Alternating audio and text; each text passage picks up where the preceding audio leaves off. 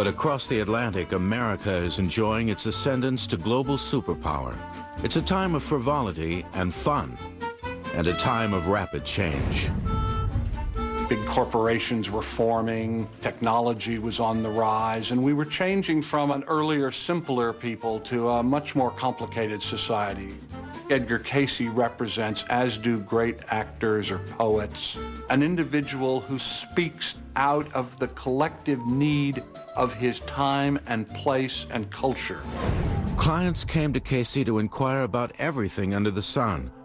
Oil prospectors came asking about the location of oil wells. Some of the most remarkable readings before 1923 are oil readings, geophysical readings. Edgar Casey gives almost a foot-by-foot breakdown of the geophysical conditions for a particular site. And invariably, he was right. He was dead on. Great minds also met with the sleeping prophet. Thomas Edison received readings on the nature of electricity. Woodrow Wilson, President of the United States, who was suffering from a heart condition.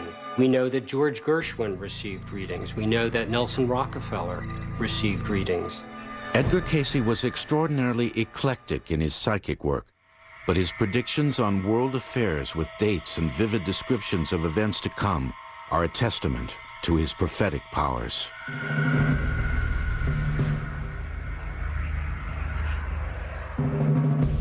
World affairs readings are absolutely scary. It was like he was reading the headlines 4 years in advance, consistently. He's under trance in 1925, asked by a client how the future of business will be, and he says, better pull your stocks out. In the adverse forces that will come then in 1929, care should be taken, lest this be taken from the entity.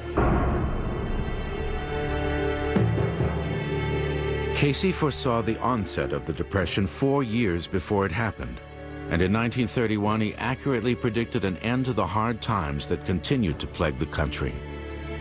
In the spring of '33 will be the real definite improvements. The only thing we have to fear is fear itself. Now, of course, that's the New Deal, when we did slowly start to get out of the Depression. Casey also foresaw the next World War, long before anyone could have predicted it. In 1935, Edgar Casey was giving a reading to a 29-year-old freight agent, and the individual wanted to know about affairs of an international nature. Casey predicted that there would be an alliance between the Austrians, the Germans, and the Japanese. He says in the reading, and unless there is interference from the divine, the whole world will be set on fire. In 1935, no one had any idea that any of this was about to happen. With the League of Nations still in force, another war seemed implausible, and yet... Edgar Casey seems to have had a psychic sensitivity to the coming of World War II.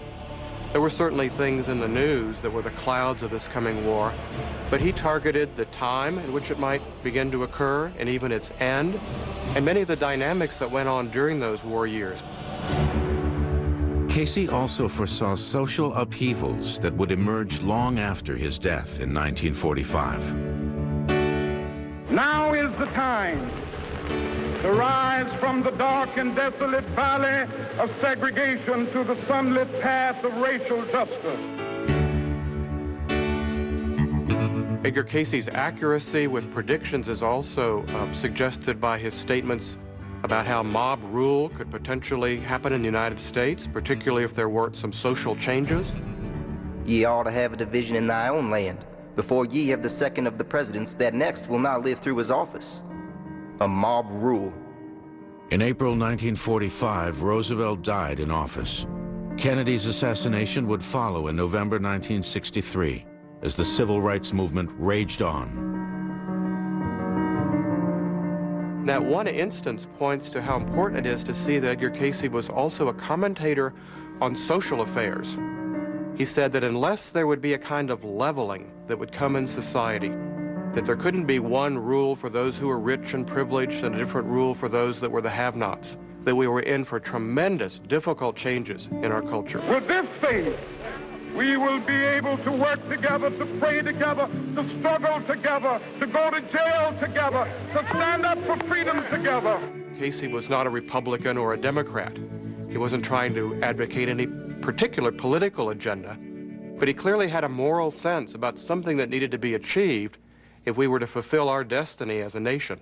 Whether they dealt with civil strife, war, or medicine, Casey's visions would be lost to us today if it wasn't for Gladys Davis, a young stenographer Casey hired from 1923 on to record every word he uttered while in trance.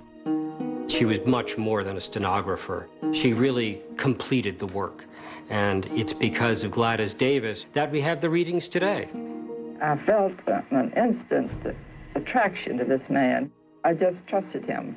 One day during a reading, he said a string of words, so I was wondering whether I should put a dash or comma or just how to word this. And over there asleep on the couch, I mean, his eyes closed, he said, put a comma between these. After she took the reading, she then typed it up into a copy that she would send to the person who had the reading. In the interest of confidentiality, all the names of the people having readings were removed and numbers were inserted. It made no difference to Casey if his clients were paupers or powerful.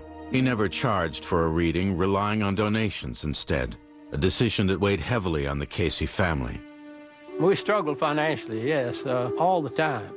Our mother was frequently wondering what she was going to buy for groceries next week, because if he got 2 or 3 readings in a row and he had a little money, he'd buy a load of topsoil for the garden, or he'd buy a new fruit tree.